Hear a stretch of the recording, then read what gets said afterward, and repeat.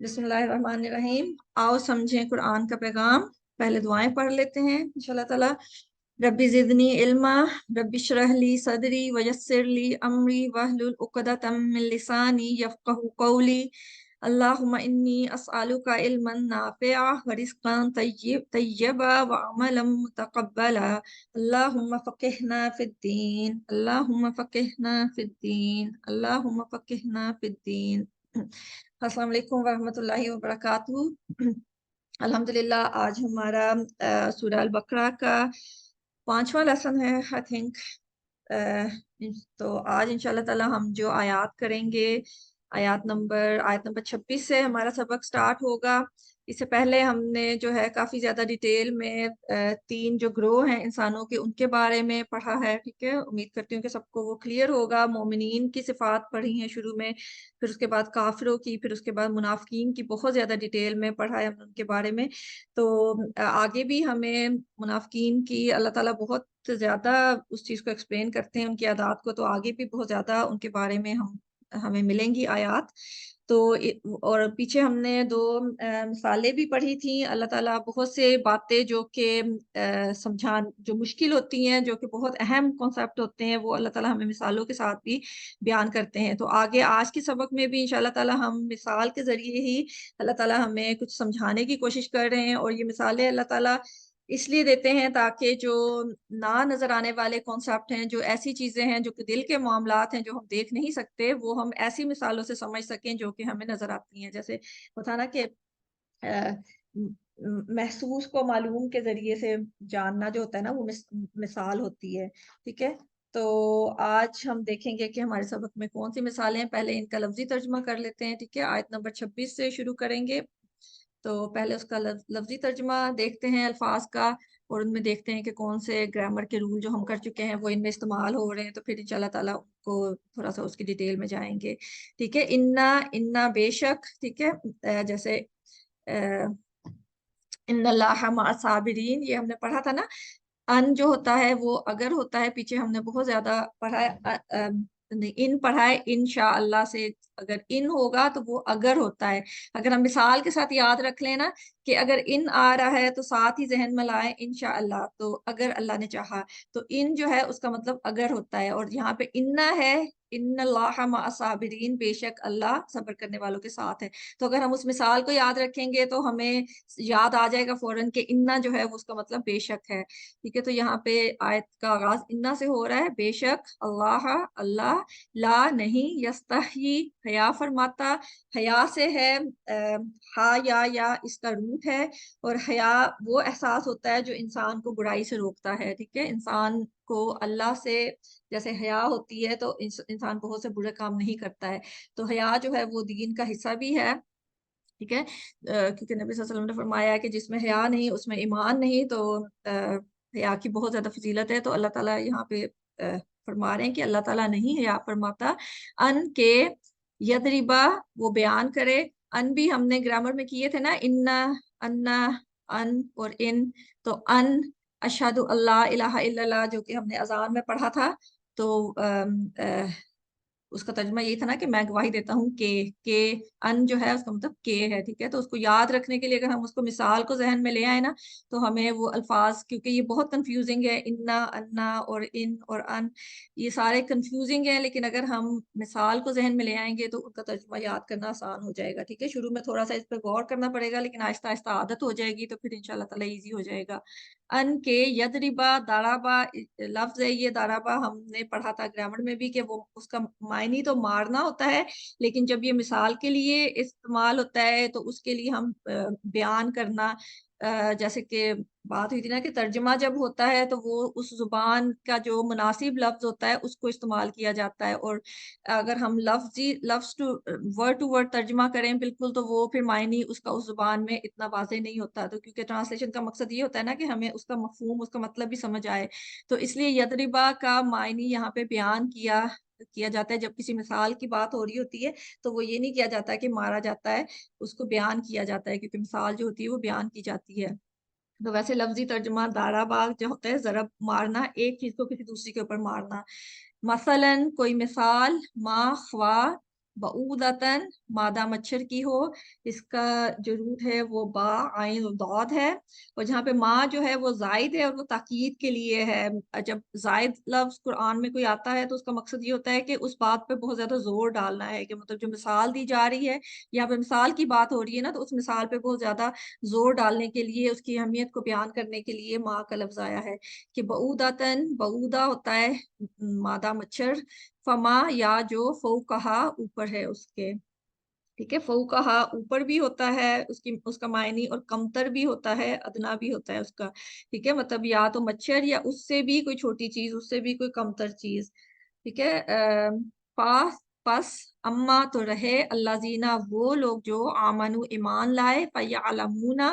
पस वो इल्म रखते हैं, ये आलमा इल्म जो हमने किया है, फयअलमूना वाव नून जो है वो जमा के लिए है, और या जो है वो फेल मुजारे जो हमने किया था कि वो सब के लिए, वो इल्म रखते हैं, अन्नाहु के बेशक वो अलहक्कु हक है, मिन रब्बिहिम उनके रब की तरफ से, मिन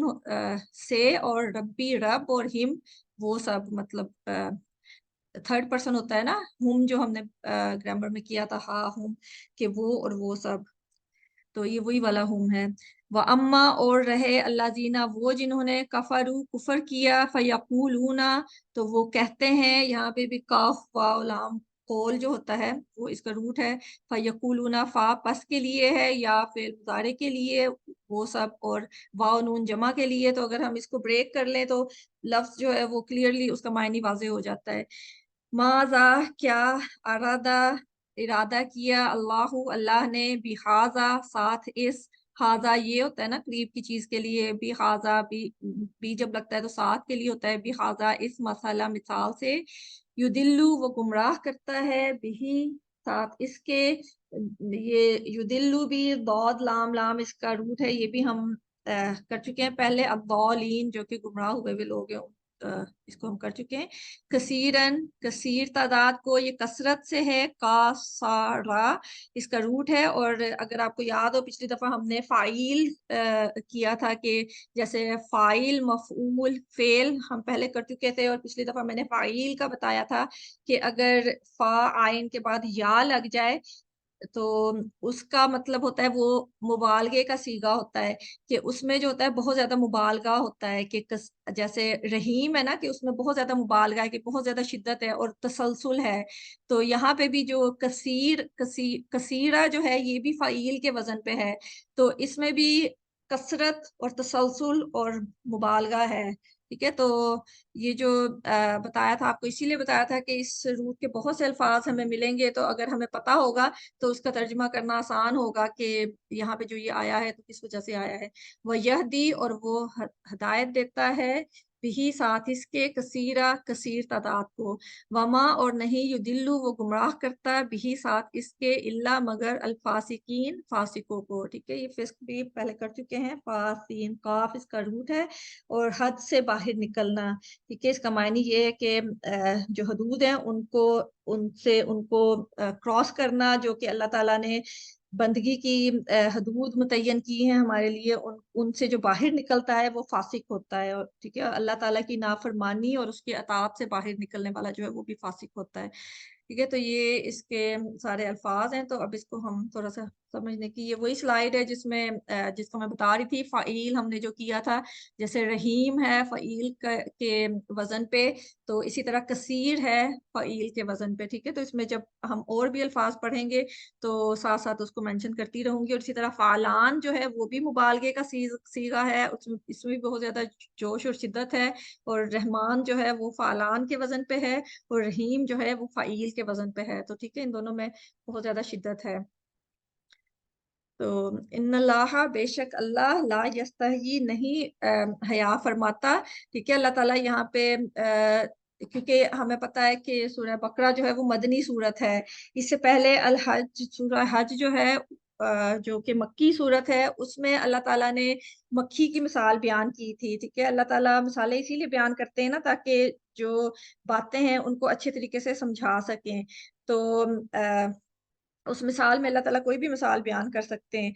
تو جو الحج میں اللہ تعالیٰ نے مثال بیان کی تھی وہ اس کی آیت نمبر 73 میں اللہ تعالیٰ نے اس کا میں ترجمہ پڑھ کے آپ کو بتا دیتی ہوں. اے لوگو بیان کی گئی ہے مثال پس غور سے سنو اسے. بے شک وہ جنہیں تم پکارتے ہو اللہ کے سوا ہرگز نہیں وہ پیدا کر سکتے ایک مکھی، اور اگرچہ وہ جمع ہو جائیں اس کے لیے، اور اگر چھین لے ان سے مکھی کوئی چیز نہیں وہ چھڑا سکتے اس کو اس سے. کتنا کمزور ہے طلب کرنے والا اور وہ جس سے طلب کیا جاتا ہے. ٹھیک ہے، وہاں یہاں پہ مشرکین، کیونکہ مکی صورت تھی تو جو مکہ کے جو مشرک تھے جو کہ بتوں کو پوجتے تھے ان کو اللہ تعالیٰ سمجھا رہے تھے کہ جن خداؤں کو تم پوجتے ہو مطلب ان میں اتنی بھی صلاحیت نہیں ہے کہ وہ ایک مکھی جو کہ بہت چھوٹی سی حقیر سا جاندار ہے اس کو ہی پیدا کر سکیں. تو اور مطلب پیدا کرنا تو دور کی بات ہے، اگر مکھی ان سے کوئی چیز چھین کے لے جائے، ان کے ہاتھ سے کوئی دانا یا کوئی چیز ایک چیز اٹھا کے لے جائے تو ان میں اتنی بھی طاقت نہیں ہے کہ وہ اس کو واپس بھی لے سکیں. تو تم کن چیزوں کی تم پوجا کرتے ہو، کن سے تم امیدیں لگاتے ہو کہ جو کہ اس قابل بھی نہیں ہے کہ جو اتنا چھوٹا سا کام کر سکیں. تو اللہ تعالیٰ وہی کہہ رہے ہیں. وہاں پہ قریش جو تھے اور جو منافقین اور جو کفار تھے انہوں نے اس چیز کا مذاق بنایا کہ اللہ تعالیٰ الحمدللہ اللہ تعالیٰ رب العالمین ہے، تو اللہ تعالیٰ اتنی چھوٹی چھوٹی اتنی حقیر چیزوں کی مثالیں کیوں بیان کر رہے ہیں. تو اللہ تعالیٰ وہاں پہ اسی چیز کو کا جواب دے رہے ہیں کہ اللہ تعالیٰ حیا نہیں فرماتا کہ وہ مکھی تو چلو بڑی چیز ہے، اس سے بھی چھوٹی چیز مچھر کی مثال بیان کر کے کسی چیز کو واضح کریں، یا مچھر سے بھی چھوٹا جو اس کے اوپر، کیونکہ مچھر کے بھی سر کے اوپر ایک چھوٹا سا جاندار ہوتا ہے، چھوٹا سا کیڑا ہوتا ہے جیسے کہ کوئی بیکٹیریا یا کوئی جوں جیسے ہوتی ہے مچھر کی، وہ اس سے بھی چھوٹی ہوتی ہے. تو اللہ تعالیٰ وہی کہہ رہے ہیں کہ مطلب اللہ تعالیٰ حق بات کہنے میں کوئی حیا نہیں فرماتے، کہ اللہ تعالیٰ حق بات کرتے ہیں چاہے اس کے لیے کوئی چھوٹی سے چھوٹی مثال بھی دینی پڑے تو اللہ تعالیٰ اس میں حیا نہیں فرماتے. تو اس میں ہمارے لیے بھی سیکھنے کی بات یہ ہے کہ اگر ہم کوئی حق بات کہنے جا رہے ہیں تو یہ نہیں سوچنا چاہیے کہ یہ بہت چھوٹی بات ہے یا یہ بہت بے وقت سی بات ہے، تو ہمیں وہ بات کر لینی چاہیے اگر وہ حق بات ہے. ٹھیک ہے، تو کیونکہ اللہ تعالیٰ بھی حق کہنے کے لیے حیا نہیں فرماتے، تو ہمیں بھی یہ نہیں سوچنا چاہیے کہ اگر ہم نے حق بات کہی تو کوئی ناراض ہوگا یا وہ حق بات جو ہے وہ چھوٹی بات ہے. ہمیں اس میں جھجکنا نہیں چاہیے، ہمیں اسے کھلے طریقے سے بیان کرنا چاہیے، کیونکہ کوئی پتہ نہیں ہوتا کہ ہماری ایک چھوٹی سی بات کسی کے زندگی میں کتنی بڑی تبدیلی لے آئے. تو اس لیے جو حق بات ہے اس کو ہمیشہ کہنا چاہیے. اور نبی صلی اللہ علیہ وسلم نے بھی انصار کی عورتوں کی خوبی بیان کی تھی کہ جو انصار کی عورتیں ہیں وہ حق بات پوچھنے میں شرماتی نہیں ہیں، کہ انہیں اگر دین کے معاملے میں کوئی چھوٹی سے چھوٹی بات بھی سمجھ میں نہیں آتی تو وہ آ کے اس کو پوچھ لیتی. کیونکہ ہم لوگ اکثر یہی سوچتے ہیں نا کہ اگر میں نے یہ چھوٹی سی بات پوچھی تو مطلب سوچتے ہیں کہ ہمیں چھوٹا سمجھا جائے گا یا ہماری انسلٹ ہو جائے گی. تو اگر ہم واقعی کسی معاملے میں پریشان ہیں، واقعی ہمیں کچھ سمجھ نہیں آ رہی اور ہم اپنی اصلاح کرنا چاہتے ہیں تو اس کے لیے چاہے کوئی چھوٹی سی بات بھی ہو تو وہ پوچھنے میں حیا نہیں کرنی چاہیے. کیونکہ اگر ہم پوچھیں گے نہیں، جانیں گے نہیں تو ہمیں اس کا علم نہیں ہوگا، اور اگر علم نہیں ہوگا تو ہم اس پہ عمل بھی نہیں کر سکیں گے. تو وہ جو ایک چھوٹی سی جو ہماری حیا ہوتی ہے وہ ہمارے سیکھنے کے عمل میں بھی رکاوٹ ڈال دیتی ہے. تو اس لیے علم سیکھنے کے لیے، علم حاصل کرنے کے لیے اور اپنی اصلاح کے لیے جو علم حاصل کیا جا رہا ہے اس میں شرمانا نہیں چاہیے. تو اللہ تعالیٰ بھی حیا نہیں فرماتے کہ وہ بیان کریں کوئی مثال، خواہ وہ چھوٹے سے مچھر کی ہو یا اس چیز کی ہو جو اس کے اوپر ہے، مطلب اس سے بھی کوئی چھوٹا جاندار ہے تو اس کی بھی مثال بیان کرنے سے اللہ تعالیٰ شرماتے نہیں. اور اللہ تعالیٰ نے کافی چیزوں کی مثال قرآن میں بیان کی ہے. کہیں پہ شہد کی مکھی کی مثال بھی بیان کی ہے اور مکڑی کی مثال بھی بیان کی ہے کہ انہی کے جو مشرکین ہیں ان کے عقائد کو ہی اللہ تعالیٰ نے واضح کرنے کے لیے کہا ہے کہ ان کا وہ حال ہے کہ جیسے مکڑی کا گھر ہوتا ہے کہ جو نہ تو دھوپ سے بچاتا ہے نہ بارش سے بچاتا ہے، کہ مطلب یہ لوگ جو کام کر رہے ہیں ان کے ایسے کام ہے کہ ان کو کوئی حفاظت، نہ تو دنیا میں ان کو کوئی حفاظت ملتی ہے اور نہ انہیں آخرت میں اس سے کوئی فائدہ ہوگا. تو یہ چیزیں ہمارے فائدے کے لیے ہیں. تو آگے وہی اللہ تعالیٰ بتا رہے ہیں، تو فَأَمَّا تو رہے اللہ زینہ وہ جو آمنوا ایمان لائے ہیں، فَيَعْلَمُونَ پس وہ علم رکھتے ہیں کہ انہ الحق من ربہم کہ بے شک وہ حق ہے ان کے رب کی طرف سے. کہ جن کے دل میں ایمان ہوتا ہے وہ جب یہ مثالیں سنتے ہیں تو وہ کہتے ہیں واقعی اللہ تعالیٰ نے یہ بالکل ٹھیک فرمایا ہے، اور انہیں اس چیز کی سمجھ آتی ہے اور وہ اس چیز سے ہدایت حاصل کرتے ہیں، اور وہ جو ہے اس سے ان کے ایمان میں اضافہ ہوتا ہے. ٹھیک ہے، کیونکہ مومن جو ہوتا ہے اس کو اللہ کی باتوں پر شک نہیں ہوتا ہے، وہ اللہ کی باتوں کو سچ سمجھتا ہے اور ان سے جو ہے سیکھنے کی کوشش کرتا ہے. لیکن اس کے برعکس جو کہ کفر کرنے والے ہیں یا جو نفاق والے لوگ ہیں ان کا کیا رد عمل ہوتا ہے، وہ ان کا یہ حال ہوتا ہے کہ وَأَمَّا اور رہے اللہ زینہ وہ جنہوں نے کفر کیا، فَيَقُولُونَ تو وہ کہتے ہیں ماذا کیا اراد اللہ ارادہ کیا اللہ نے بھی ھذا مسئلہ ساتھ اس مثال کے. تو جن کے دل میں کفر ہوتا ہے، جن کے دل میں نفاق ہوتا ہے، یا جو کہ فاسق جیسے اللہ تعالیٰ نے آگے بیان کیا ہے کہ جو کہ فسق رکھتے ہیں، جو کہ اپنی خواہشات پر چلنے والے ہوتے ہیں، اللہ کی حدیں توڑنے والے ہوتے ہیں، جنہوں نے عمل نہیں کرنا ہوتا، جنہوں نے اپنی اصلاح نہیں کرنی ہوتی، تو پھر وہ کوئی نہ کوئی توجیحات اس پہ کرتے ہیں، اس کے بارے میں بیان کرتے ہیں، تو وہ ان کا مذاق اڑاتے ہیں یا پھر وہ اس بات پہ شک کرتے ہیں. اور مطلب وہ کہتے ہیں کہ کیونکہ جب یہ ماذا اراد اللہ یہ ایک طرح سے مذاق کے سینس میں کہا جا رہا ہے کہ اس مثال سے کیا سمجھانے کی کوشش کی ہے، کہ مطلب اتنی چھوٹی سی مثال سے، اتنے چھوٹے سے حقیر سے کیڑے کی مثال سے اللہ تعالیٰ کیا سمجھانے کی کوشش کر رہے ہیں. تو وہ جو ہے وہ اللہ تعالیٰ کی آیات کا مذاق اڑاتے ہیں. ٹھیک ہے، کیونکہ ان کا جو مقصد ہوتا ہے وہ ہدایت حاصل کرنا نہیں ہوتا. ان کا مقصد یہ ہوتا ہے کہ وہ اپنی خواہشات جو ہیں ان پہ عمل کرتے رہیں، اور ان پہ عمل کرنے کے لیے کوئی نہ کوئی انہیں وجہ ملتی رہے، کوئی نہ کوئی ایکسکیوز ملتا رہے، جس کو وہ وجہ بنا کے اپنا جو رویہ ہے اس کو مطلب خود کو نہ بدلیں. تو اس کے لیے وہ کہتے ہیں کہ جو اللہ کی آیات ہیں ان کو بدل دیں. تو ان کا رویہ بتایا جا رہا ہے. تو اس میں ہمیں بھی بہت زیادہ اپنا جائزہ لینے کی ضرورت ہے کہ کہیں قرآن کی مثالیں یا قرآن کی باتیں سن کے ہمارے دل میں کوئی شک پیدا تو نہیں ہوتا، یا ہم اس کو حقیر تو نہیں سمجھتے ہیں. کیونکہ جو اللہ کی باتیں ہیں وہ ساری جب ہمارے دل میں ایمان پختہ ہوگا تو ہمیں وہ بالکل سچ لگے گی. ہمیں کوئی اگر کیونکہ بعض اوقات ہوتا ہے کہ ہمیں وہ بات سمجھ نہیں آ رہی ہوتی، اگر کچھ اللہ تعالیٰ نے قرآن میں کہا ہے تو ہماری علم کی کمی کی وجہ سے، ہماری سمجھ کی کمی کی وجہ سے ہمیں وہ فوری طور پہ بات سمجھ نہیں آتی. لیکن اس کا یہ مطلب نہیں کہ ہم اس کو غلط سمجھنا شروع کر دیں. ہمیں یہ سوچنا چاہیے کیونکہ مجھے اس چیز کا علم نہیں ہے، مجھے صحیح پتہ نہیں ہے، میری علم کی، میری عقل کی، میری سمجھ کی کمی ہے، اس لیے مجھے یہ بات سمجھ نہیں آ رہی. لیکن جو اللہ تعالیٰ نے فرمایا ہے وہ بالکل سچ فرمایا ہے، اور یہی بالکل حقیقت ہے، اور مجھے زیادہ محنت کرنے کی ضرورت ہے تاکہ میں اس کو سمجھ سکوں. ٹھیک ہے. لیکن جو منافقین ہوتا ہے وہ ان کا کیونکہ اس کے برعکس رویہ ہوتا ہے، تو اس لیے وہ جو ہے آگے اللہ تعالیٰ وہی بتا رہے ہیں کہ اس کا نتیجہ کیا نکلتا ہے. یدل بہ کثیرا وہ گمراہ کرتا ہے اس کے ساتھ کثیر تعداد کو. ٹھیک ہے. جب وہ اس چیز کو اپنا مطلب وہ یہ نہیں سمجھتے کہ ہماری عقل کی کمی ہے جس کی وجہ سے ہمیں سمجھ نہیں آ رہا، وہ یہ سمجھتے ہیں کہ بس یہ بات ہی اللہ تعالیٰ نے بہت حقیر چیز کی ہے تو اس کا کوئی مقصد نہیں ہے. تو اس وجہ سے جو ہے وہ ہدایت سے اور زیادہ دور چلے جاتے ہیں. اور وہ یہدی بھی کثیرہ اور وہ ہدایت دیتا ہے ساتھ اس کے کثیر تعداد کو. لیکن جو ایمان والوں کا اگر رویہ ہوتا ہے کہ وہ اس مثال کو اللہ کی طرف سے حق سمجھتے ہیں، اور اگر ان کو سمجھ نہیں آ رہا تو وہ اس کو اپنی عقل کی کمی سمجھتے ہیں. ٹھیک ہے. جیسے کوئی بھی چیز ہوتی ہے، اگر ہم کوئی سائنس کی کتاب ہی پڑھ رہے ہیں، ہمیں اس کا کوئی قانون ہے جو اس کی سمجھ نہیں آ رہی، تو ہم یہ نہیں کہتے کہ یہ جو سائنسدان ہے جس نے یہ لکھا ہے اس نے فضول سی بات کر دی ہے، اس نے غلط لکھ دیا. ہم یہی کہتے ہیں نا کہ کیونکہ میرا علم اتنا نہیں ہے سائنس کا، میری سمجھ اتنی نہیں ہے، تو اس لیے مجھے یہ سمجھ نہیں آ رہی. تو اللہ کی باتوں کو بھی ہمیں اسی طرح سے لینا چاہیے کہ اگر ہمیں سمجھ نہیں آ رہی تو ہمارے علم اور ہمارے عقل کی کمی کی وجہ سے اس کی سمجھ نہیں آ رہی. اللہ تعالیٰ نے جو فرمایا ہے وہ بالکل سچ فرمایا ہے. اور مطلب جو سائنس کی باتیں وہ تو اکثر غلط بھی ثابت ہو جاتی ہیں جب فردر ریسرچ ہوتی ہے، لیکن اللہ تعالیٰ کا کلام تو ہم نے دیکھا ہے کہ 1500 سال سے الحمدللہ اس کی ساری باتیں بالکل درست ہیں. اور جیسے جیسے سائنس ترقی کرتی جا رہی ہے پتہ چل رہا ہے کہ یہ ساری باتیں جو ہیں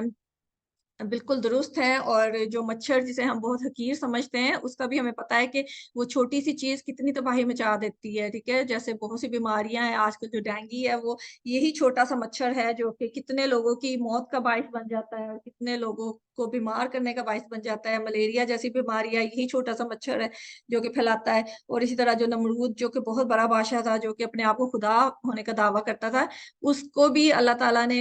اس کی اوقات دکھانے کے لیے اسی حقیر سے مچھر کی وجہ سے اس کی بھی موت واقع ہوئی. تو اس لیے اللہ تعالیٰ کی بیان کی بھی کوئی بھی مثال حقیر نہیں ہوتی، کوئی بھی مثال چھوٹی نہیں ہوتی. اور اللہ تعالیٰ کی جو مخلوقات ہیں ان میں بھی کوئی بھی حقیر نہیں ہوتا، چاہے وہ چھوٹے سے چھوٹا جاندار ہے، چھوٹے سے چھوٹا کیڑا مکوڑا ہے، اس کا بھی بہت زیادہ فائدہ ہوتا ہے، وہ بھی بہت اہم ہوتا ہے.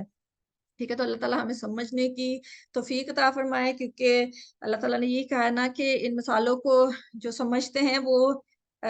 وہی سمجھتے ہیں جنہیں علم ہوتا ہے. ٹھیک ہے. اللہ تعالیٰ نے سورہ العنکبوت میں 43 آیت ہے، اس میں اللہ ताला ने ये फरमाया है कि और ये मिसालें हैं, हम बयान करते हैं इन्हें लोगों के लिए और नहीं समझते इन्हें मगर मगर इल्म रखने वाले। तो ये जो मिसालें हैं अल्लाह ताला बयान करते हैं, अल्लाह ताला हमें इनको समझने की तौफीक दें, क्योंकि बहुत से मुफस्सिरीन हैं, बहुत से बहुत बड़े स्कॉलर हैं, उनको अगर कोई मिसाल समझ नहीं आती थी तो वो रोते रहते थे, वो परेशान होते रहते थे, क्योंकि वो उनको ये आयत याद आती थी कि इन मिसालों को वो नहीं समझ सकते जिनको इल्म नहीं है। तो अल्लाह ताला हमें भी दुरुस्त इल्म जो है वो हासिल करने की भी तौफीक दें और उसको समझने की भी तौफीक दें और उस पर अमल करने की भी तौफीक दें। ठीक है? तो इससे इल्म की फ़ज़ीलत भी पता चलती है।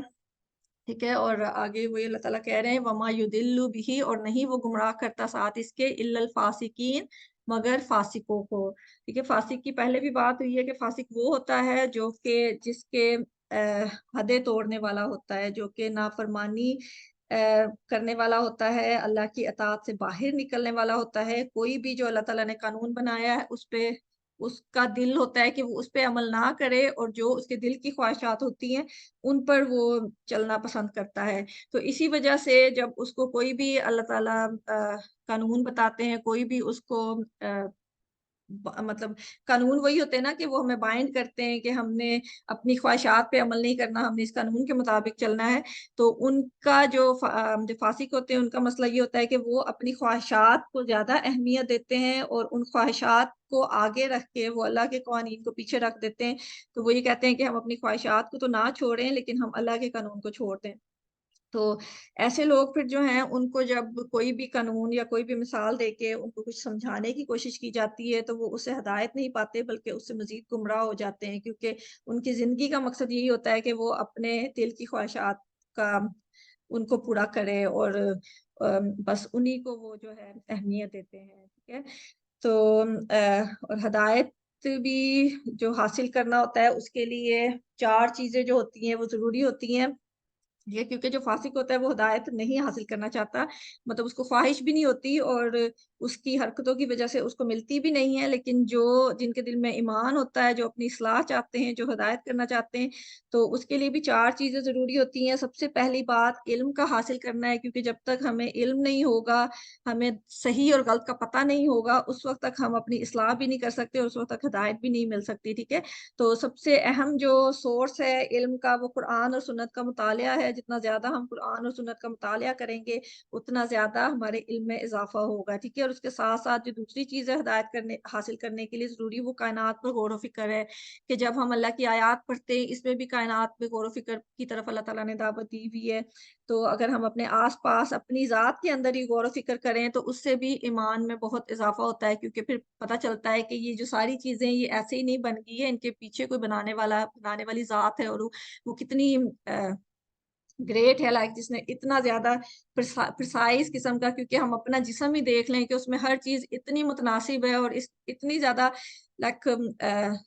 सही तरीके से वो काम कर रही है कि हमें पता भी नहीं है कि कैसे हमारा दिल काम कर रहा है, हमारे फेफड़े काम कर रहे हैं, हमारी किडनीज़ काम कर रहे हैं, कि जब तक इनमें कोई ना कोई प्रॉब्लम नहीं होती, हमें इस चीज़ का एहसास नहीं होता कि ये चीज़ें मौजूद हैं और ये बहुत ज़्यादा मेहनत करके हमारा जो सिस्टम है, हमारी जो ज़िंदगी है, हमारे जो रोज़ाना के काम-काज हैं, उनको चलाने में कितनी मदद कर रही हैं। तो इन चीज़ों पे जैसे-जैसे हम गौर करते हैं, उतना ज़्यादा अल्लाह ताला से मोहब्बत भी ज़्यादा बढ़ती है और अल्लाह ताला पे ईमान भी ज़्यादा बढ़ता है। तो ये भी हिदायत हासिल करने के लिए बहुत ज़्यादा ज़रूरी है कि हम गौर व फ़िक्र की आदत डालें, और इसके साथ-साथ दुआ की कसरत भी बहुत ज़रूरी है, क्योंकि हिदायत पे कायम रहने के लिए भी अल्लाह ताला से बहुत ज़्यादा दुआ करने की ज़रूरत है। और इस बारे में भी दुआ करनी चाहिए कि कोई अगर हमारे दिल में शक ना आए, और अगर शक आए भी तो अल्लाह ताला उसको दूर करने के लिए हमें इल्म दे दे, ताकि हम उसको अच्छे तरीके से दूर कर सकें और हक पर हमारा दिल जमा रहे। और उसके साथ-साथ जो चौथी चीज़ है वो ये है कि नेक लोगों की मजलिस इंसान इख्तियार करे, क्योंकि ईमान का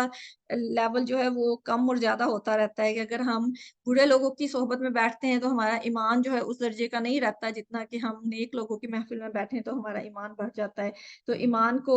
कायम रखने के लिए और उसको बढ़ाने के लिए ज़रूरी है कि हम नेक लोगों की मजलिस में बैठें, नेक लोगों के साथ मिलें, क्योंकि जब हम उनका ईमान और उनका यकीन देखते हैं, तो उसको देख के फिर हमारे जो ईमान की कमज़ोरी होती है वो भी कम होती है और हमारा ईमान जो है बढ़ता है। तो ये 4 चीज़ें मैंने पॉइंट्स लिखे थे ताकि आप लोगों के साथ शेयर कर सकूँ कि अगर हम चाहते हैं कि हम हिदायत हासिल करें तो इन 4 चीज़ों पे ہمیں کوشش کرنی چاہیے کہ ہم ان پہ کر سکیں تاکہ ہم بھی اللہ تعالیٰ کے جو ہدایت یافتہ لوگ ہیں ان میں شامل ہو سکیں. ٹھیک ہے, تو اللہ تعالیٰ ہمیں توفیق دیں کہ ہم ان چیزوں کو سمجھ سکیں اور سمجھ کے اپنی زندگیوں میں بھی لا سکیں, ان پہ عمل بھی کر سکیں, اور اپنی دنیا کی زندگی بھی بہتر بنا سکیں اس علم سے, اس قرآن کے علم سے, اور اپنی آخرت کو بھی بہتر بنا سکیں. ٹھیک ہے, تو اب ہم اگلی آیت کی طرف آتے ہیں, آیت نمبر 27. اللہ زینہ, وہ جو اللہ زینہ وہی ہے جو ہم اسم موصول, ٹھیک ہے, جو کہ جوڑنے کے لیے کہ اللہ زی جمع, اللہ زی واحد ہے اس کا, اور اللہ زینہ اس کی جمع ہے. وہ جو ینقدونا یا جو ہے وہ فعل مضارع کا یا ہے, اور نقدا جو ہے وہ توڑنے کے لیے ہوتا ہے. ٹھیک ہے, جیسے کسی چیز کو پختہ کرنے کے بعد توڑنا ہوتا ہے نا, جیسے کوئی وعدہ کرنے کے بعد توڑ دیا جائے, پختہ بہت پکا ارادہ کرنے کے بعد اس کو توڑ دیا جائے, اس کے لیے ہوتا ہے. اور واو نون جو ہے وہ جمع کے لیے, ینقدونا توڑتے ہیں, عہد, ٹھیک ہے, یہ وہی عہد جو اردو میں بھی ہم استعمال کرتے ہیں, اللہ کا, من سے, بعد میثاقہ ہی, اس کے مضبوط کرنے کے, وَيَقْطَعُونَ, اور قطع, یہ قاف تا عین جو کہ حروف مقطعات بھی ہم نے پڑھے تھے نا, قطع, یہ وہی قطع ہے, قطع کرنا, کاٹنا, علیحدہ علیحدہ کرنا. اور یا وا اور یا فعل مضارع کے لیے, اور واو نون جمع کے لیے. یقطعون, اور وہ کاٹتے ہیں, ما جو امرا امر جیسے ہوتا ہے حکم,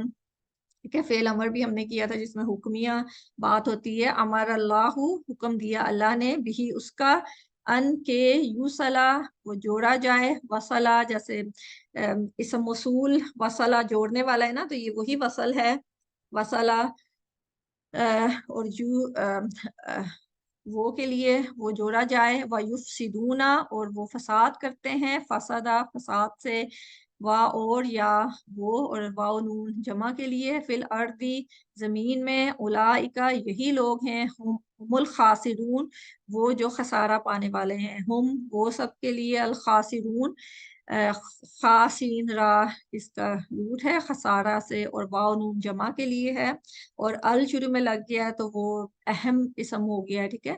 پراپر ناؤن ہو گیا ہے, تو وہ جو خسارہ پانے والے ہیں. ٹھیک ہے, اب انہی کی جو فاسق ہیں انہی کی آگے سے اللہ تعالیٰ ہمیں کوالٹیز بتا رہے ہیں نا, کہ جو فاسق ہوتے ہیں ان میں کیا خصوصیات ہوتی ہیں. پہلے منافقین کی خصوصیات بتائی گئی ہیں, تو اب کیونکہ فاسق جو ہے ان کا بتایا گیا ہے نا کہ وہ جو ہے اللہ تعالیٰ کی آیات کا مذاق اڑاتے ہیں, اور جو مثالیں اللہ تعالیٰ بیان کرتے ہیں تاکہ جو باتیں ہیں ان کو ہمیں سمجھا سکیں اچھے طریقے سے. تو جو فاسق ہیں ان کو ان باتوں کی سمجھ نہیں آتی, وہ ان سے گمراہ ہوتے ہیں. تو فسق جو ہے ان جو فاسق ہیں ان کی اور جو مزید علامات ہیں وہ اللہ تعالیٰ ان آیات میں بتا رہے ہیں کہ یہ وہ لوگ ہوتے ہیں جو اللہ کے عہد کو توڑ دیتے ہیں. ٹھیک ہے, فاسق کیونکہ فساد کرنے والا ہی ہوتا ہے نا, اور جو فساد ہوتا ہے وہ برائی پیدا کرنا ہی ہوتا ہے, کہ ان کی پہلی علامت یہ ہے کہ وہ اللہ کا عہد پکا کرنے کے بعد توڑ دیتے ہیں. ٹھیک ہے, تو یہاں پہ عہد جو ہے اس سے مراد وہ فطری عہد بھی ہے جو عہد الست, جو کہ ساری روحوں نے آدم علیہ السلام کو پیدا کرنے کے بعد اللہ تعالیٰ نے جب ساری روحوں کو پیدا کیا تھا اور پھر ان سب سے عہد لیا تھا کہ میں تمہارا رب ہوں, اور سب نے اس بات کی گواہی دی تھی کہ ہاں آپ ہمارے رب ہیں. یہ سورہ الاعراف میں آیت نمبر 172 ہے, اس میں اللہ تعالیٰ نے اس بات کو بیان بھی کیا ہے. اور جب لیا آپ کے رب نے بنی آدم سے, ان کی پشتوں سے, ان کی اولاد کو, اور ان کو گواہ بنایا, ان کو ان کے نفسوں پر, فرمایا کیا نہیں ہوں میں رب تمہارا. انہوں نے کہا کیوں نہیں, گواہی دی ہم نے تاکہ نہ تم کہو قیامت کے دن بے شک ہم تھے, ہم اس سے غافل تھے. تو یہ سورہ الاعراف میں اللہ تعالیٰ نے اس کی ڈیٹیل جو عہد الست ہے اس کی بیان کی ہے, کہ جب آدم علیہ السلام کو بنایا گیا ہے اس کے بعد ان کی پشتوں سے جو ہے ان کی اولاد, جو ساری مطلب دنیا بننے سے پہلے سے لے کے آخر قیامت تک جتنی بھی اولاد نے ان کی نے دنیا میں آنا ہے, ان سب کی روحوں کو جمع کر کے اللہ تعالیٰ نے عہد لیا تھا ان سے, اور انہوں نے گواہی دی تھی کہ اللہ تعالیٰ ہمارے رب ہے. مطلب ہم سب نے, اسی کو کہتے ہیں نا کہ فطرت پہ جو بچہ پیدا ہوتا ہے وہ فطرت پہ ہوتا ہے, کیونکہ ہماری فطرت میں یہ چیز ہے, ہم نے یہ پیدا ہونے سے پہلے ہماری روحوں نے یہ عہد کیا ہوا ہے, ہمیں پتا ہے کہ اللہ تعالیٰ ہمارا رب ہے. تو اسی لیے اگر کوئی بھی بچہ جب پیدا ہوتا ہے وہ فطرت پہ ہوتا ہے, اور کوئی بھی انسان اس کے اندر یہ یہ اندر ہی ایک چیز ہوتی ہے کہ اس کو پتا ہوتا ہے کہ کوئی رب ہے اور کسی رب نے یہ سب کچھ بنایا ہے. اس کے اندر ایک نیچرل یہ احساس ہوتا ہے. تو وہ یہ کہ اس کا جو ماحول ہوتا ہے وہ جیسے جیسے وہ بڑا ہوتا ہے تو اپنے ماحول کی وجہ سے اس باتوں پہ اثر ہوتا ہے. کبھی وہ جو اس کے ماحول میں مذہب ہوتا ہے مطلب وہ اس کی طرف چلا جاتا ہے کیونکہ اس کو پتا ہوتا ہے کہ وہ ایسے نہیں بنا ہے, اس کا کوئی بنانے والا ہے, اس کا کوئی رب ہے, کیونکہ اس نے اس کا عہد کیا ہوا ہوتا ہے. تو اللہ تعالیٰ وہی کہہ رہے ہیں کہ یہ جو فساد کرنے والے جو فاسق ہیں یہ وہ لوگ ہیں جو اللہ کے عہد کو توڑ دیتے ہیں. مطلب میثاق کے ہی اس کو پختہ کرنے کے بعد, اور جو اس کو پختہ کیا جاتا ہے جب انسان دنیا میں آتا ہے پھر شعوری طور پہ دیکھتا ہے اپنے وجود کو, پھر وہ شعوری طور پہ لا الہ الا اللہ کہتا ہے, اللہ کے ایک ہونے کا وہ زبان سے اقرار کرتا ہے, دل سے اقرار کرتا ہے. تو اس کے بعد اگر وہ اللہ کے احکامات کو نہیں مانتا تو پھر وہ فاسق فاسق مطلب وہ شخص ہوتا ہے, وہ اس کیٹیگری میں آ جاتا ہے کہ اس نے ایک تو عہد الست کیا تھا پیدا ہونے سے پہلے اس کی روح نے, اور اس کے بعد اس نے پیدا ہونے کے بعد اس چیز کو پختہ بھی کیا ہے, اس نے زبان سے اقرار بھی کیا ہے, اس نے اس چیز کو مانا بھی ہے کہ اللہ تعالیٰ ایک اللہ ہمارا رب ہے, اور اس کے بعد بھی وہ اللہ کے احکامات کو نہیں مان رہا, فساد کر رہا ہے زمین میں. تو وہ جو ہے وہ فاسق ہے. ٹھیک ہے, اور وہ ٹھیک ہے وہ اس عہد کو توڑتا ہے, اور جو اللہ نے حکم دیا ہے کہ جوڑا جائے اس کو توڑتا ہے. کہ جن چیزوں کا اللہ تعالیٰ نے حکم دیا ہے کہ ان کو جوڑ کے رکھنا ہے, جیسے کہ اس میں اللہ کا تعلق بھی, اللہ کے ساتھ تعلق جوڑ کے رکھنا ہے, اللہ کے بندوں سے تعلق جوڑ کے رکھنا ہے, رشتہ داروں کے ساتھ تعلق جوڑ کے رکھنا ہے, رسولوں کے ساتھ تعلق جوڑ کے رکھنا ہے. تو یہ سارے جو تعلقات اللہ تعالیٰ نے جوڑنے کے لیے کہے ہیں وہ ان کو توڑتا ہے. ٹھیک ہے, تو یہ ساری فاسق کی نشانیاں ہیں, کیونکہ ان چیزوں سے زمین میں فساد ہی ہوتا ہے نا. جب ہم اپنے رشتہ داروں کے ساتھ تعلق ختم کر دیتے ہیں, تعلق جوڑ دیتے ہیں کسی بھی وجہ سے, کسی لڑائی کی وجہ سے, کسی مسئلے کی وجہ سے, تو اس سے فساد ہی پیدا ہوتا ہے, اس سے تعلقات خراب ہوتے ہیں, ہمارے دل میں بھی تلخی پیدا ہوتی ہے, نیگیٹیوٹی آتی ہے, تو وہ ایک طرح کا فساد ہی ہوتا ہے. ٹھیک ہے, تو اس سے اللہ تعالیٰ نے منع کیا ہے کہ جو فاسق ہے یہ اس کی نشانی ہے کہ وہ ایک تو اللہ کے عہد کو توڑتے ہیں, اور ایک یہ کہ وہ جو ہے تعلقات اور جو جن چیزوں کو اللہ تعالیٰ نے جوڑنے کا حکم دیا ہے ان چیزوں کو توڑتے ہیں. تو ہمیں یہاں اپنا بھی بہت زیادہ جائزہ لینے کی ضرورت ہے کہ ہم بھی اکثر یہ کرتے ہیں کہ کوئی چھوٹی سی بات ہوتی ہے تو اپنے بہن بھائیوں سے, اپنے رشتہ داروں سے ملنا جلنا ترک کر دیتے ہیں, ان سے ناراضگی کر لیتے ہیں, چھوڑ دیتے ہیں. تو اس کی بہت زیادہ اللہ تعالیٰ نے اس چیز کو ناپسند کیا ہے. ٹھیک ہے, تو بہت خیال رکھنا چاہیے, کیونکہ جن چیزوں کو اللہ تعالیٰ نے جوڑنے کا کہا ہے, کیونکہ رشتہ داروں کے ساتھ جو تعلقات ہیں اللہ تعالیٰ نے کہا ہے ان کو جوڑ کے رکھو, تو اس لیے ہمیں کوشش کرنی چاہیے کہ چھوٹی چھوٹی باتوں کی وجہ سے ان تعلقات کو توڑے نہیں, ان کو ختم نہ کریں. ٹھیک ہے, اور کیونکہ یہ جو ہے یہ شیطان کے کام, یہ شیطان ہی چاہتا ہے نا کہ ہم جو ہے اکیلے ہو کے رہیں اور بس اپنی زندگی میں ہی اپنی پریشانیوں میں الجھے رہیں اور ایک دوسرے کے ساتھ مل کے نہ رہیں. لیکن اللہ تعالیٰ نے تو ہمیں ایک طرح کا سوشل انسان کو سوشل بنایا ہے نا, کہ وہ اکیلا رہ نہیں سکتا ہے, اس کو ضرورت ہوتی ہے رشتہ داروں کی بھی, اس کو ضرورت ہوتی ہے لوگوں کی بھی. تو اس کا اچھے طریقے سے رہنا, اس کا پازیٹیو طریقے سے رہنا وہ ممکن ہی نہیں ہے کہ وہ لوگوں کے ساتھ تعلقات ختم کر کے رہ سکے. تو اس لیے بہت ضروری ہے کہ اپنے رشتہ داروں کے ساتھ چاہے کوئی بھی مسئلے مسائل ہوں, چھوٹی چھوٹی باتیں ہوں, تو ان کو ختم کر دینا چاہیے, ان کو اگنور کر دینا چاہیے, اور تعلقات جو ہے ان کو جوڑ کے رکھنا چاہیے. کیونکہ اگر نہیں جوڑیں گے تو ایک تو اللہ کے حکم کی خلاف ورزی کریں گے, فاسقین میں شامل ہوں گے, اور پھر جو ہے کہ وَيُفْسِدُونَ فِي الْأَرْضِ, کہ اس سے زمین پر فساد بھی ہوگا. اور یہ جو فساد ہوتا ہے یہ مطلب ایک تو دو قسمیں ہوتی ہیں فساد کی, ایک تو حصی فساد ہوتا ہے اور ایک مانوی فساد ہوتا ہے. حصی فساد وہ ہوتا ہے جو کہ نظر آنے والا ہوتا ہے, جیسے کہ انسانوں نے حصی فساد کیا ہوا ہے نا, کہ جیسے پولوشن اتنی کی ہوئی ہے, ایسی چیزیں غلط کام کرتے ہیں کہ زمین کی جو فضا ہے وہ خراب ہو گئی ہے, مطلب ہوا جو ہے وہ خراب ہو گئی ہے, پانی کو گندا کر دیا ہے. تو یہ سارے حصی فساد ہیں جو کہ ہمیں فزیکلی نظر آ رہے ہیں. اور ایک مانوی فساد ہوتا ہے کہ جس سے جو باہر تو نہیں نظر آ رہا لیکن دماغوں میں فساد ہے, کہ دماغوں میں پریشانی ہے, نیگیٹیوٹی ہے اور نفرت ہے. یہ جو ساری چیزیں ہیں وہ ہمیں کنسنٹریٹ نہیں کرنے دیتی, کیونکہ اگر ہمارے دل میں بہت زیادہ نیگیٹیوٹی, بہت زیادہ سٹریس ہے, بہت زیادہ الجھنے ہیں, تو ہم کسی بھی چیز پہ فوکس نہیں کر سکتے ہیں, اپنی اصلاح نہیں کر سکتے ہیں, کوئی پازیٹیو کام نہیں کر سکتے ہیں. تو یہ بھی ایک طرح کا فساد ہی مچاتا ہے نا, کہ ہمیں کوئی اچھا کام کرنے سے روک دیتا ہے. کہ اگر ہمارے ذہنوں میں بھی فساد چل رہا ہے, ذہنوں میں پریشانی چل رہی ہے, تو ہم کوئی اچھا کام اچھے طریقے سے نہیں کر سکیں گے. اگر ہم کوشش بھی کریں گے تو ہم اپنے دماغ میں جو الٹی باتیں چل رہی ہیں ان کی وجہ سے وہ اچھے طریقے سے نہیں کر سکیں گے. اس لیے اللہ تعالیٰ نے بہت زیادہ ان چیزوں سے بچنے کا کہا ہے, اور ہمیں بھی یہی بتایا جا رہا ہے کہ ہمیں ایسا نہیں بننا جو کہ یہ کام کرتے ہیں, جو کہ زمین میں فساد کرتے ہیں, اللہ سے کیے ہوئے عہد کو توڑتے ہیں, اور اللہ کی بتائی ہوئی مثالوں پہ شک کرتے ہیں, اللہ کے بتائے ہوئے قوانین پہ شک کرتے ہیں, ان پہ عمل نہیں کرتے اور حد سے گزرنے والے ہیں. تو ہمیں بہت زیادہ اپنا جائزہ لینے کی ضرورت ہے کہ کہیں ہمارے ساتھ تو ایسا نہیں ہوتا ہے کہ کوئی حکم ہمیں پتہ چلتا ہے اللہ تعالیٰ کی طرف سے اور ہم اس پر عمل کرنے کی بجائے ہم کوئی توجیحات دینا شروع کر دیتے ہیں, کوئی ایکسکیوزز دینا شروع کر دیتے ہیں, کیونکہ جب ہم نے کوئی کام نہیں کرنا ہوتا تو ہمارے پاس 10,000 وجوہات ہوتی ہیں اپنی صفائی میں پیش کرنے کے لیے کہ ہم اس وجہ سے یہ نہیں کر رہے. لیکن جب وہ حکم اللہ نے دیا ہے تو پھر وہ ہمارے اوپر کلیئر ہونا چاہیے کہ ہم اس کو نہ کرنے کے لیے کوئی وجہ نہیں پیش کر سکتے. مطلب اگر ہم انسانوں کو خوش کرنے کے لیے کوئی وجہ پیش کر بھی رہے ہیں تو ہمیں یہ ذہن میں رکھنا چاہیے کہ اللہ تعالیٰ ہم سے خوش نہیں ہو رہا ہے, اللہ تعالیٰ کو خوش کرنا زیادہ ضروری ہے لوگوں کو خوش کرنے سے. اور اولئک هم الخاسرون, یہی لوگ ہیں وہ جو خسارہ پانے والے ہیں. اگر ہم ایسے کوئی کام کرتے ہیں تو وہ خسارہ, خاسرون جو ہے وہ خاسین اور را اس کا روٹ ہے, اور خسارہ اس کو کہتے ہیں کہ جس کا مطلب اگر کوئی بزنس انسان کرتا ہے نا, اس میں اپنا پیسہ لگاتا ہے پھر اس سے منافع کی بھی امید رکھتا ہے, تو جو خسارہ ہوتا ہے الخاسرون, ال لگ گیا تو یہ خاص خسارہ ہے, تو یہ وہ خسارہ ہے جس میں نہ صرف آپ کا منافع ضائع ہو جاتا ہے بلکہ جو اصل کیپٹل, جو اصل آپ نے اپنے پیسے لگائے ہوئے ہوتے ہیں وہ بھی ضائع ہو جاتے ہیں. مطلب یہ اتنا بڑا خسارہ ہے کہ آپ کے ہاتھ میں کچھ بھی نہیں رہتا ہے. تو وہ اس کی وجہ یہی اللہ تعالیٰ نے پیچھے بیان کر دی ہے کہ اللہ کی بتائی ہوئی مثالوں کا مذاق اڑانا, ان سے ہدایت نہ پانا, فاسقین کے رستے پہ چلنا, اور جو ان کی کوالٹیز بتائی گئی ہیں کہ وہ اللہ کے عہد کو توڑنا, اور جس چیز کو اللہ تعالیٰ نے جوڑنے کا حکم دیا ہے اس کو توڑنا, اور زمین پہ فساد کرنا. تو یہ ساری جو وجوہات ہیں یہ جو ایک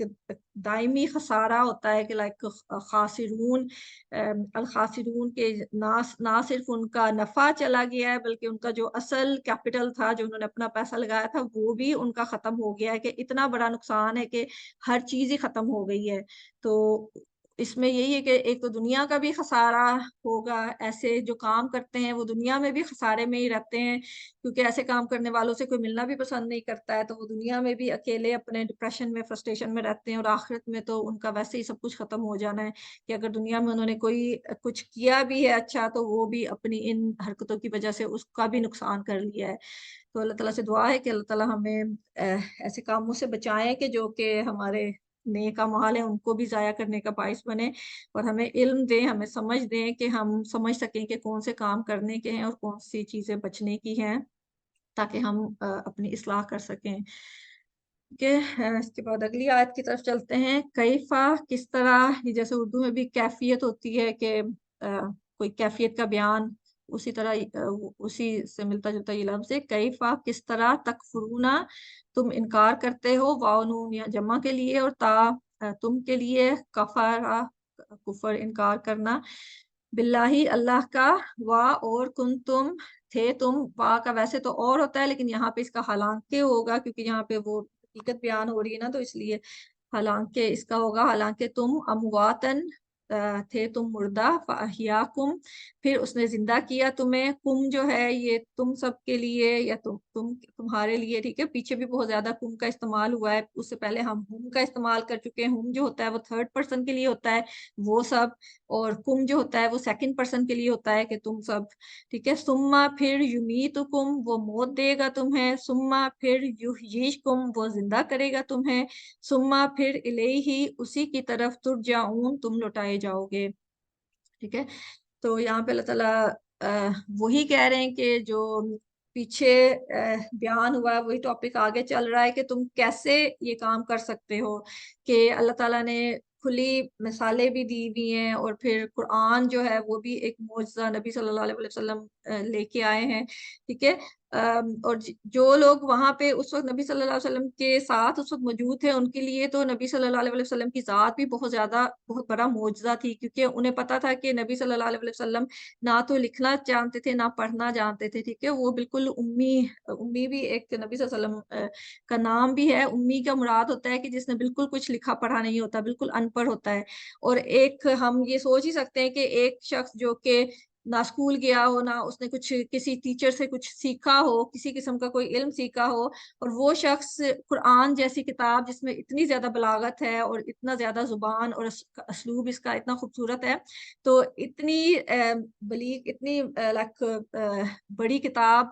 اتنی بڑی باتیں اس نے ایک دم سے کرنی شروع کر دی ہیں، تو یہ ایک بہت بڑا معجزہ تھا ان لوگوں کے لیے جنہوں نے ایمان لانا تھا، ان کے لیے تو یہ بھی بہت بڑی نشانی تھی کہ وہ ان کے سامنے نبی صلی اللہ علیہ وسلم کی ساری زندگی کے 40 سال گزرے تھے اور انہیں پتا تھا کہ آپ امی ہیں، بالکل پڑھے، امی ماں سے بھی ہے نا، کہ ماں کی گود سے بھی بس اس نے ماں سے ہی جو کچھ سیکھا ہے، اس کے علاوہ اس نے کوئی علم حاصل نہیں کیا ہے۔ تو ایسا شخص اتنی زیادہ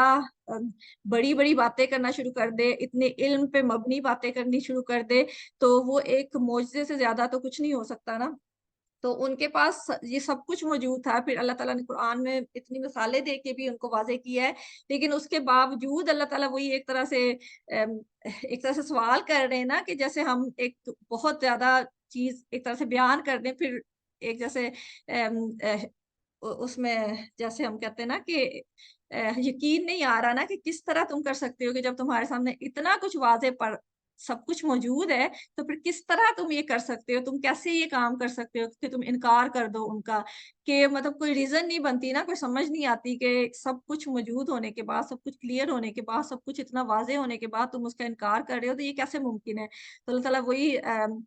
اپنی حیرانگی کا ایک طرح سے اظہار ہو رہا ہے اس میں کہ کس طرح تم انکار کر سکتے ہو اللہ کا۔ اور اس کے بعد مزید بتایا جا رہا ہے کہ تمہیں یہ بھی پتا ہے، مطلب دنیا میں بھی تم اپنا سب کچھ دیکھتے ہو، اور اس کے بعد تمہیں یہ بھی پتا ہے کہ تم آئے کدھر سے ہو، کہ مطلب جب ہم بھی اگر سوچیں کہ ہمیں تو اتنا ہی پتا ہے نا کہ جب ہماری پیدائش ہوئی ہے اور اس کے بعد جو زندگی ہے ہمیں اس کا ہی پتا ہے، لیکن ہمیں یہ نہیں پتا کہ ہم کہاں تھے پیدا ہونے سے پہلے، ہم مردہ ہی تھے نا۔ تو اللہ تعالیٰ وہی ہمیں بتا رہے ہیں کہ مطلب ہاں، ہماری جو زندگی ہے وہ ہماری پیدائش سے ہی شروع ہوئی ہے، حالانکہ ہمیں پتا ہے کہ جو اتنے زمین جو ہے وہ تو کب سے بنی ہوئی ہے اور کتنے لوگ آئے ہیں اور گئے ہیں، تو ہم لوگ تو اسی زندگی کو سمجھتے ہیں کہ پتہ نہیں یہ نہ ختم ہونے والی ہے، لیکن اگر ہم سوچیں تو ہم تو کچھ سال پہلے ہی ہمارا وجود بھی نہیں تھا، ٹھیک ہے۔ تو اللہ تعالیٰ یہ نا جس نے ہمیں زندہ کیا ہے، ہم مردہ تھے، پھر اس نے زندہ کیا ہمیں، سما پھر یمیتکم، وہ موت دے گا تمہیں، ٹھیک ہے۔ پہلے مردہ تھے پھر زندہ ہوئے، یہ والی زندگی جو ہے، پھر یہ زندگی ختم ہو جائے گی، موت آئے گی، ٹھیک ہے، یہ زندگی بھی ختم ہو جائے گی، سما پھر یحییکم، وہ زندہ کرے گا تمہیں، ٹھیک ہے، وہ جو دائمی زندگی ہوگی قیامت کے جب ہم دوبارہ اٹھائے جائیں گے،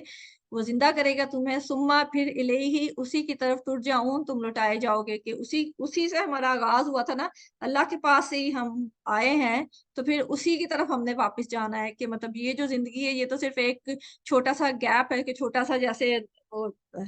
ایک مسافر آتا ہے کہ وہ سفر پہ ہے، کہ ایک چھوٹا سا پڑاؤ، کہ اس نے ایک جگہ پہ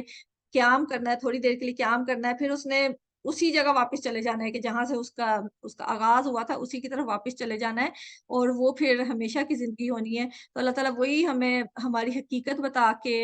ایک طرح سے اس کو جھنجھوڑنے کی کوشش کر رہے ہیں نا، کہ تم یہ کیسے اس چیز کا انکار کر سکتے ہو، جبکہ تمہارے سامنے ہے کہ یہ ساری چیزیں ہمیں نظر آتی ہیں نا، کہ انسان کچھ بھی نہیں ہوتا ہے، پھر اس کچھ بھی نہیں سے انسان بن جاتا ہے، پھر وہ جو انسان ہے وہ پھر مر جاتا ہے، تو پھر وہ ہونے سے نہ ہونے والی فیز پہ چلا جاتا ہے، پھر اللہ تعالیٰ دوبارہ اس کو زندہ کریں گے، تو پھر وہ اللہ کی طرف ہی واپس لوٹے گا۔ تو یہ ساری جو نشانیاں ہیں جو ہمیں نظر بھی آتی ہیں ہر وقت، تو یہ کافی ہیں کہ اگر کسی نے ایمان لانا ہے تو وہ اگر اس کے دل میں کوئی چیز نہیں ہے، کوئی خواہشات کا غلبہ نہیں ہے، کوئی کچھ نہیں ہے، تو وہ ان ساری چیزوں کو دیکھ کے فوری طور پر ایمان لے آتا ہے۔ اور ہم نے دیکھا بھی ہے کہ ابھی بھی ہم دیکھتے ہیں کہ جن کے دل صاف ہوتے ہیں ان کے دل میں کوئی فسق نہیں ہوتا ہے، کوئی ان کے دل میں نیگیٹو چیز نہیں ہوتی، اگر وہ کھلے دل سے قرآن کو پڑھیں اور اس پہ غور کریں تو وہ فوری طور پہ مسلمان ہو جاتے ہیں. لیکن اگر قرآن کا یہ بھی معجزہ ہے نا کہ جو انسان جو سی نیت لے کے قرآن کو پڑھتا ہے نا اسی میں اضافہ ہوتا ہے. اگر کوئی ہدایت کی نیت سے قرآن کو پڑھتا ہے تو اس کی ہدایت میں اضافہ ہوتا ہے. اگر کوئی اس نیت سے پڑھے کہ اس میں کوئی ایسی باتیں ڈھونڈے کہ جس سے قرآن کے خلاف پروپیگنڈا کر سکے تو اس کی گمراہی میں ہی اضافہ ہوتا ہے. وہی اللہ تعالیٰ نے پیچھے بھی بتایا ہے کہ جو گمراہی کی نیت سے یا نیگیٹو ارادے کے ساتھ اس کو پڑھتا ہے تو اس کی گمراہی میں ہی اضافہ ہوتا ہے. تو اللہ تعالیٰ ہمیں توفیق دے کہ ہم ہدایت کی غرض سے قرآن کو پڑھ سکیں اور اس کو سمجھ سکیں اور اس کا پوری طرح سے فائدہ اٹھا سکیں, کیونکہ یہ قرآن ہی ہے جو کہ بہت سے لوگوں کو ہدایت بھی دیتا ہے, اور یہی قرآن پڑھ کے بہت سے لوگ بہت زیادہ گمراہ بھی ہو جاتے ہیں. تو یہ مین وہی ہے کہ نیتوں کا ہے کہ ہم کس نیت سے قرآن کی طرف آ رہے ہیں. تو اللہ تعالیٰ ہمیں توفیق دے کہ ہم اچھی نیت سے قرآن کی طرف آئیں اور اچھی نیت سے اس کو سیکھنے کی کوشش کریں تاکہ ہم اپنی زندگی بھی بہتر کر سکیں اور اپنی آخرت بھی سنوار سکیں. ٹھیک ہے, پھر آگے مزید اگلی آیت میں اللہ تعالیٰ بیان کریں هو الذی, وہی ہے جس نے خلقہ پیدا کیا, لکم تمہارے لیے, ما جو فی الارض زمین میں ہے, جمیعہ سب کا سب, یہ بھی جمع اس کا روٹ ہے اور یہ بھی فعیل کے وزن پہ ہے جمیعہ. ٹھیک ہے, جیم میم کے بعد یا آ گیا ہے تو جمیعہ سب کا سب کے اس میں بھی جو زمین نے پیدا کیا ہے اس میں تسلسل ہے, کیونکہ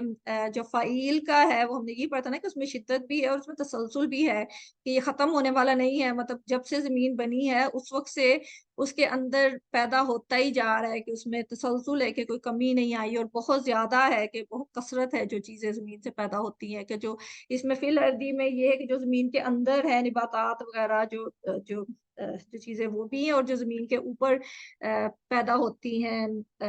مطلب نباتات جو ہیں وہ زمین کے اوپر پیدا ہوتی ہیں, جو معدنیات وغیرہ ہیں وہ زمین کے اندر ہوتی ہیں. تو اس میں وہ سارا کچھ شامل ہے کہ جو زمین کے اندر کی چیزیں وہ بھی کبھی ختم نہیں ہوتی, وہ بھی تسلسل ان کا مطلب ملتی رہتی ہیں ہمیں. جب سے دنیا بنی ہے اس وقت سے ہم ان سے فائدہ اٹھا رہے ہیں, جو دھاتیں وغیرہ نکال رہے ہیں, جو معدنیات نکال رہے ہیں, اور وہ ابھی بھی ان کے ذخیرے بہت زیادہ موجود ہیں. اور جو اوپر پیدا ہونے والی نباتات ہیں جو کہ پودے ہیں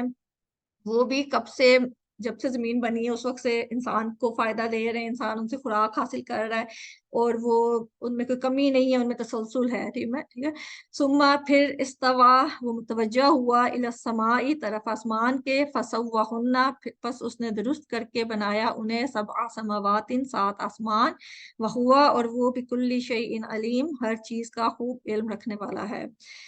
ٹھیک ہے, اللہ تعالیٰ مزید وہی اپنی اسی بات کو آگے لے کے چل رہے ہیں کہ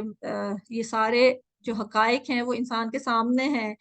کہ نہ صرف انسان کو اس نے پیدا کیا ہے. پچھلی آیت میں جو بتایا گیا ہے کہ پہلے انسان کچھ بھی نہیں تھا, پھر اس سے انسان بنا ہے, پھر وہ انسان کچھ نہیں سے پھر کچھ نہیں ہو جائے گا, مر جائے گا, تو پھر وہ دوبارہ اٹھایا جائے گا اور اللہ کی طرف لوٹایا جائے گا. تو اللہ تعالیٰ وہی ذات ہے جس نے نہ صرف انسانوں کو بنایا ہے, بس اس نے زمین کو بھی بنایا ہے. خلق لکم, اور یہاں پہ پیدا کیا ہے تمہارے لیے. تو اس سے یہ بھی ہمیں پتہ چل رہا ہے کہ جو زمین میں چیزیں ہیں یہ ساری اللہ تعالیٰ نے انسان کے لیے ہی پیدا کی ہیں. ٹھیک ہے, تو یہ ساری ہمارے فائدے کے لیے ہیں, ہمارے استعمال کے لیے ہیں, تو ہمیں ان کو اللہ تعالیٰ کی شکر گزاری کے ساتھ استعمال کرنا چاہیے. اور جمیعہ سب کا سب, پھر استوا الی السماء, وہ متوجہ ہوا. یہاں پہ استوا جو ہے اس کا سین واو یا اس کا روٹ ہے اور اس کا مطلب ہوتا ہے سیدھا ہو جانا. لیکن اگر اس کے بعد الا آئے, جیسے استوا الی السماء, الا اس کے بعد آئے تو اس کا معنی جو ہے تھوڑا سا بدل جاتا ہے, اس کا معنی ہو جاتا ہے متوجہ ہونا. ٹھیک ہے, تو اس میں مفسرین نے بہت زیادہ اس لفظ پہ بات کی ہوئی ہے, لیکن ہم نے کیونکہ سمپل ترجمہ کرنا ہے تو ہم یہ کہ آسمان کی طرف متوجہ ہوا. اللہ تعالیٰ جب الہ آ جائے بعد میں تو وہ متوجہ ہونا ہوتا ہے. تو اس لیے یہاں پہ ویسے تو پیچھے بھی ہم نے پڑھا تھا نا, جو پہلا سبق تھا اس میں بھی استوا سوا ان پڑھا تھا, اس کا بھی روٹ تھا یہی سین واو یا, وہ بھی برابر ہے, مطلب سیدھا ہے یا ایک جیسا ہی ہے کہ اور یہاں بھی سوا کا مطلب سیدھا ہو جانا ہی ہے, لیکن کیونکہ اس کے بعد الہ آیا ہے تو اس لیے اس کا مطلب جو ہے یہاں پہ متوجہ ہونا کیا گیا ہے. ٹھیک ہے, تو اس کو پھر کنفیوز نہ کریے گا, کیونکہ ہمیں پتہ ہے کہ عربی جو ہے وہ جو آگے پرپوزیشن جو حروف جر لگ جاتے ہیں ان کی وجہ سے اس کا معنی اکثر چینج ہو جاتا ہے، اور یہ ساری زبانوں میں ہی ہوتا ہے، ٹھیک ہے۔ پھر وہ متوجہ ہوا طرف آسمان کے، پھر اس نے درست کر کے بنایا 7 آسمانوں کو، تو وہی اللہ تعالیٰ بتا رہے ہیں کہ تمہیں ہی خالی نہیں بنایا، انسانوں کو ہی نہیں بنایا، بلکہ انسانوں کی زندگی اچھی گزارنے کے لیے اللہ تعالیٰ نے زمین کو اور اس کی جو ساری نعمتیں ہیں ان کو بنایا ہے۔ پھر اس کے بعد اللہ تعالیٰ نے 7 آسمانوں کو بھی بالکل درست کر کے بنایا ہے کہ اگر ہم جیسے سورہ ملک میں بھی اللہ تعالیٰ کہتے ہیں نا کہ آسمانوں میں تم اگر دیکھو بھی تو تمہیں کوئی کمی، کوئی مطلب ایسی چیز نہیں نظر آتی کہ جو کہ درست نہ ہو، چاہے ہم بار بار آسمان کی طرف نظر دورائیں، ہمیں اس کائنات میں کوئی ایسی چیز نہیں نظر آتی کہ ہمیں محسوس ہو کہ یہ چیز ایسے نہیں ہونی چاہیے تھی، اگر یہ ایسے ہوتی تو یہ بہتر ہوتی۔ ہر چیز اللہ تعالیٰ نے بالکل پرفیکٹ، بالکل درست کر کے بنائی ہے، جیسے اس کو ہونا چاہیے تھا بالکل ویسے ہی اللہ تعالیٰ نے اس کو بنایا ہے۔ تو یہ ساری اللہ تعالیٰ کی نشانیاں ہی ہیں، اللہ تعالیٰ کی قدرت کی طرف نشانیاں ہیں، اگر ہم ان پہ جتنا زیادہ غور و فکر کریں اتنا زیادہ اللہ کے وجود کے اوپر ایمان جو ہے ہمارا مضبوط ہو جاتا ہے، اور اتنی ہی زیادہ انسان کے اندر شکر گزاری بھی پیدا ہوتی ہے، کیونکہ جب اللہ تعالیٰ نے کہا ہے هو الذی خلق لکم ما فی الارض، کہ تمہارے لیے پیدا کیا ہے جو کچھ زمین میں ہے، تو اس کا یہی مطلب ہے کہ ہر چیز اللہ تعالیٰ نے ہمارے لیے دی ہے، تو ہم اس کا درست استعمال کریں اور اللہ کی شکر گزاری کے ساتھ استعمال کریں، اور جو ہے اس کا ہم لوگ یہ کرتے ہیں نا کہ جب ہمیں نعمتیں ملتی ہیں تو ہمارا رویہ چینج ہو جاتا ہے، ہم یہ سوچ لیتے ہیں کہ ہماری زندگی کا محور جو ہے وہ ان نعمتوں سے فائدہ اٹھانا ہی رہ گیا ہے، لیکن حالانکہ اللہ تعالیٰ نے یہ جو چیزیں ہمیں دی ہیں یہ اس لیے دی ہیں کہ ان کو ہم استعمال کر کے اپنی زندگی اللہ کے بتائے ہوئے احکامات کے مطابق گزار سکیں، اور جو ہماری آخرت کی زندگی ہے اس کو بہتر کر سکیں۔ لیکن ہمیں اپنے رویے کا جائزہ لینے کی ضرورت ہے کہ کہیں ہم ان چیزوں میں اتنا زیادہ گم تو نہیں ہو جاتے کہ ہم ان کو اپنی زندگی کا محور بنا لیتے ہیں، اور جو چیزیں اللہ تعالیٰ نے ہمارے لیے ہی بنائی ہیں ہم ان کے حصول کے لیے ہی اپنی ساری توانائی اور ساری اپنے جو ریسورسز ہیں سارا کچھ انہی کو حاصل کرنے میں اور انہی کو لائک انجوائے کرنے میں، انہی کا فائدہ اٹھانے میں، انہی کو استعمال کرنے میں خرچ کر رہے ہیں، اور اللہ کی طرف سے غافل ہو رہے ہیں ان چیزوں کی وجہ سے۔ تو نعمتیں ساری اللہ تعالیٰ نے ہمارے لیے دی ہیں، کوئی بھی چیز بری نہیں ہے، اگر ہم کہیں کہ آسائشیں اور نعمتیں یا جو مال و دولت ہے یہ برا ہے، یہ ساری چیزیں اللہ تعالیٰ نے انسان کے لیے بنائی ہے، اور یہ چیزیں بری نہیں ہے، برا وہ ہوتا ہے کہ ہم ان کا استعمال کس طرح سے کر رہے ہیں۔ اگر یہ ساری نعمتیں حاصل کر کے ہم اللہ کے دین سے دور اور اپنے مقصد سے دور ہو جاتے ہیں تو پھر وہ چیزیں ہمارے لیے نقصان کا باعث بن جاتی ہیں، لیکن کیونکہ اللہ تعالیٰ نے یہ ہمارے لیے بنائی ہے، ہم انہیں استعمال کریں اور ان کو جیسے اللہ تعالیٰ نے استعمال کرنے کا ہمیں طریقہ بتایا اس طریقے سے استعمال کریں اور ان سے فائدہ اٹھا کے اپنی آخرت کو درست کریں، تو یہ ساری چیزیں ہمارے فائدے کے لیے ہیں، اور اللہ تعالیٰ ہمیں توفیق دیں کہ ان کا درست طریقے سے ہم استعمال کر سکیں اور زیادہ سے زیادہ اللہ تعالیٰ کے دین کو سمجھ سکیں اور اپنے جو رویوں میں جو غلطیاں کوتاہیاں ہیں ان کو درست کر سکیں، ٹھیک ہے۔ تو الحمدللہ یہاں پہ آج کا سبق ہم یہاں تک ہی رکھتے ہیں، کیونکہ اس کے بعد جو ہے وہ نیا ٹاپک شروع ہو جائے گا جو کہ آدم علیہ السلام کی پیدائش کا سارا اللہ تعالیٰ نے ایکسپلین کیا ہوا ہے، تو انشاءاللہ تعالیٰ اس کو اگلے ہفتے سمجھیں گے۔ تو ابھی یہ 4 آیات ہی ہیں، تو اللہ تعالیٰ ہمیں توفیق دیں کہ ہم ان کو اچھی طرح سے سمجھ سکیں، اور جب آپ ترجمہ بھی یاد کریں تو کوشش کریں کہ ان کے الفاظ پہ اور ان کے جو مفہوم ہے اس پہ بھی تھوڑا سا غور و فکر کریں تاکہ وہ چیزیں زیادہ کلیئر ہوں اور اللہ تعالیٰ ہمیں سمجھنے کی توفیق دیں تو اس کو اچھی طریقے سے ہم سمجھ سکیں، ٹھیک ہے۔ تو اگر کسی نے کوئی بات کرنی ہے تو کچھ کہنا ہے تو کہہ سکتے ہیں، نہیں تو میں